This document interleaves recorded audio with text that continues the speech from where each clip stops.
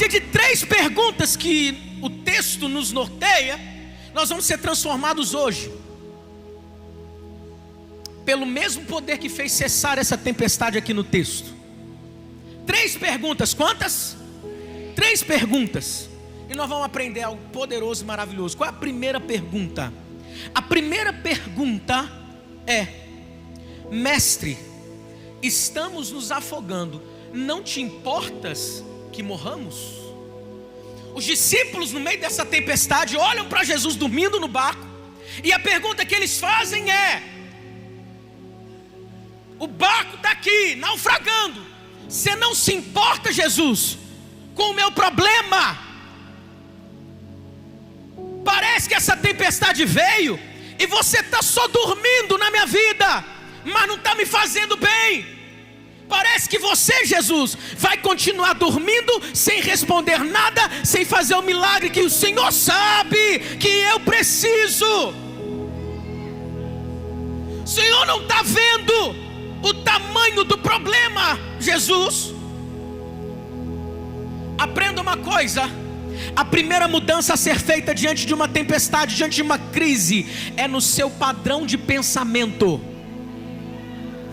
Quando você está no meio de uma crise, de uma tempestade, e aparentemente Jesus não está fazendo nada, não é Deus que tem que mudar, é o seu padrão de pensamento que tem que mudar. Como assim, pastor Leandrinho? É porque essa é a nossa pergunta, Claudinho. Na hora da dor, cadê o Senhor? Quem é que nunca fez essa pergunta? Cadê o Senhor? Onde o Senhor está no meio disso tudo? Não foi o Senhor quem prometeu? Cadê? Na hora da angústia é a pergunta que a gente faz. Na hora do desespero é a pergunta que muitos de nós fazemos. Quando as coisas não saem como nós imaginávamos, essa é a pergunta. Quando o medo está nos encurralando, essa é a pergunta. Quando nós perdemos o controle do barco da nossa vida, essa é a pergunta. Não te importa, Jesus, com o meu casamento acabando? Você não está se importando, Jesus, com a minha vida espiritual definhando? Você não está se importando, Jesus, com a minha empresa quebrando?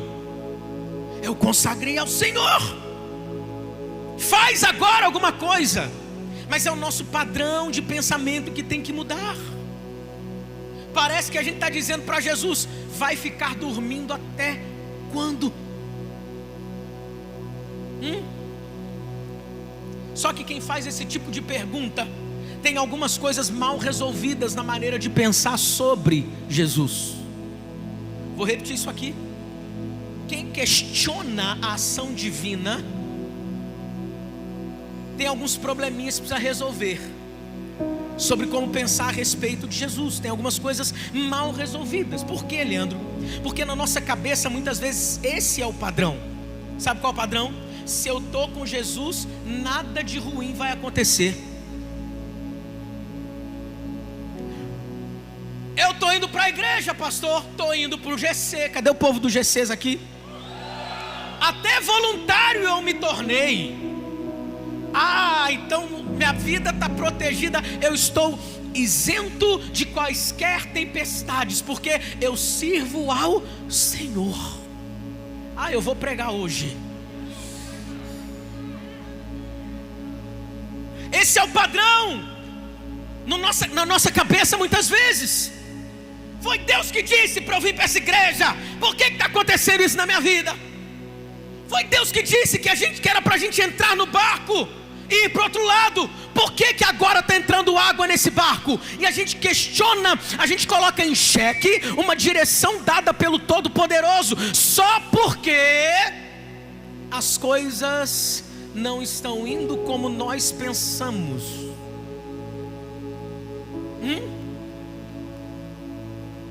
Pega isso aqui.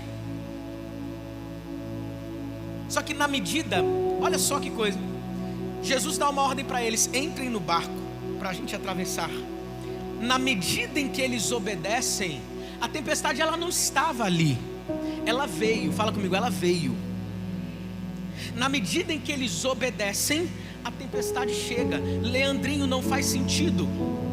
Tempestade é para quem é desobediente. Quem te disse isso?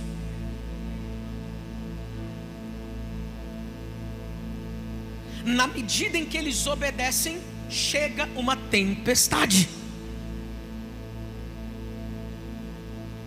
Eu não sei porque eu tenho que repetir isso aqui.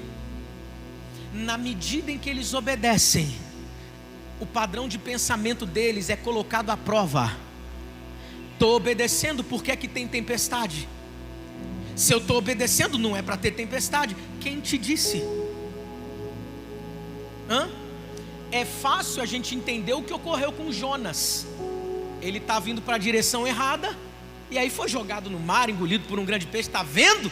Estava na direção errada. Mas e para esses discípulos que estavam obedecendo? Estavam indo na direção certa, a tempestade também veio. Então aprenda uma coisa: estar debaixo da direção de Deus não te torna imune às tempestades da vida. Eles não conseguiram conciliar a urgência da necessidade deles com a demora em Jesus acordar e atendê-los. E aí eles chegam a uma conclusão: que Jesus não se importa com a morte deles. Ou seja, para eles, nós vamos morrer. O barco está afundando, Jesus dormindo, Ele não faz nada, já era, acabou. Quantos de nós fazemos isso? Pensando que está tudo. Mas preste atenção,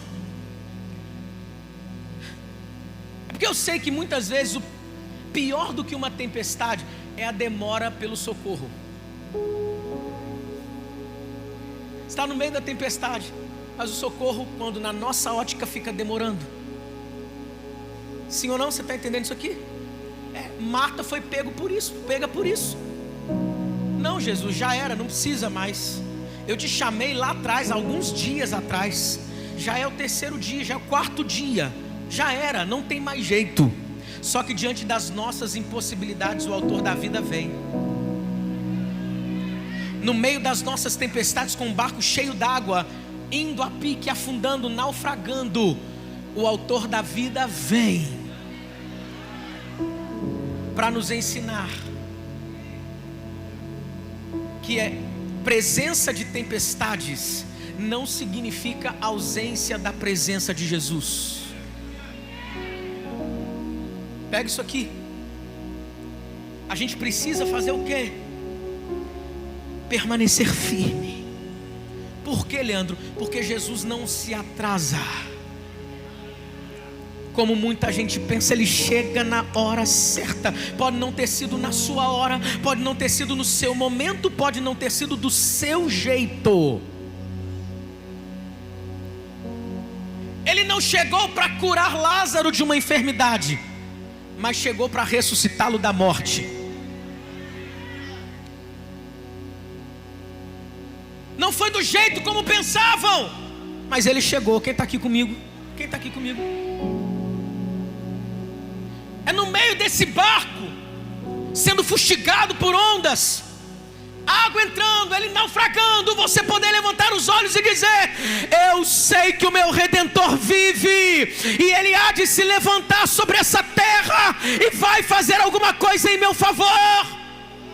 Você não vai dizer como os discípulos: Jesus, você não está falando nada, você está quieto, vai deixar eu morrer, vai deixar esse casamento acabar, você vai deixar minha vida afundar. Não, a partir de hoje você vai até falar para a sua própria alma, como o salmista disse: por que você está abatida, minha alma? Espera em Deus, porque eu ainda vou louvar. Você, alma, vai ver ainda a vitória de um justo do Senhor. Cadê você para celebrar por